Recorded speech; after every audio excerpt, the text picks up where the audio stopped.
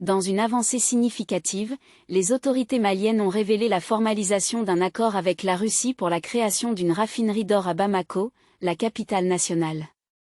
Cette collaboration récente entre les deux nations englobe divers accords, avec un accent notable sur la construction de la raffinerie d'or la plus étendue d'Afrique de l'Ouest, dotée d'une capacité annuelle de 200 tonnes. Le mémorandum, tel que rapporté par le ministre de l'Économie et des Finances, Abu Sidney Samu, lors d'une interview avec la station de télévision nationale ORTM un mardi soir, sera en vigueur pour une période de 4 ans non divulguée. Selon Samu, le projet vise à assurer une surveillance complète de la production d'or, garantissant l'application précise de toutes les taxes et droits associés. En 2022, le Mali, un important producteur d'or en Afrique, a atteint une production d'or de 72,2 tonnes, dont 66,2 tonnes attribuées à la production industrielle, marquant une augmentation de 8,4%, selon l'agence statistique malienne. L'or constitue au moins un quart des recettes fiscales du Mali, ce qui en fait un producteur d'or de premier plan sur le continent. La majeure partie de l'or du Mali est dirigée vers l'Afrique du Sud, avec la Suisse et l'Australie suivant le mouvement. Les années récentes ont vu le renforcement des relations entre le Mali et la Russie, notamment après le coup d'État du 24 mai 2021 et le retrait des forces françaises de l'opération 22. L'accord d'une durée de 4 ans ne précise pas de calendrier spécifique. Si réalisée, la raffinerie d'or deviendrait la plus grande du Mali.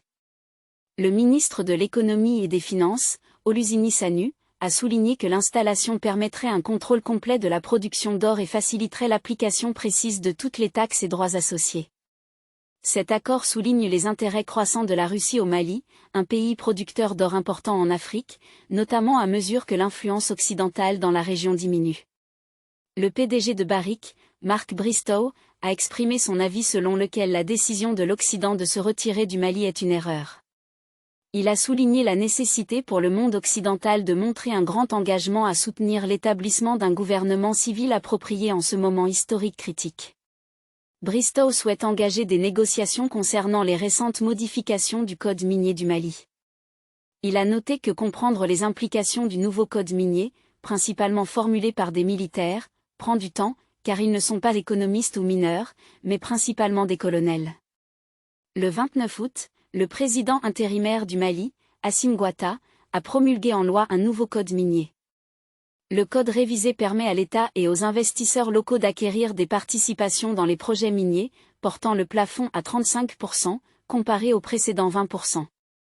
Cette modification devrait plus que doubler la contribution du secteur minier au produit intérieur brut du Mali, atteignant environ 20%.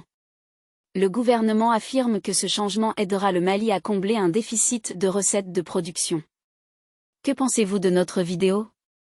Quel est votre avis sur l'accord entre le Mali et la Russie pour la création d'une raffinerie d'or? Faites-nous part de vos commentaires ci-dessous. Et comme toujours, abonnez-vous à la chaîne Wassa Ewa pour plus de vidéos passionnantes à venir.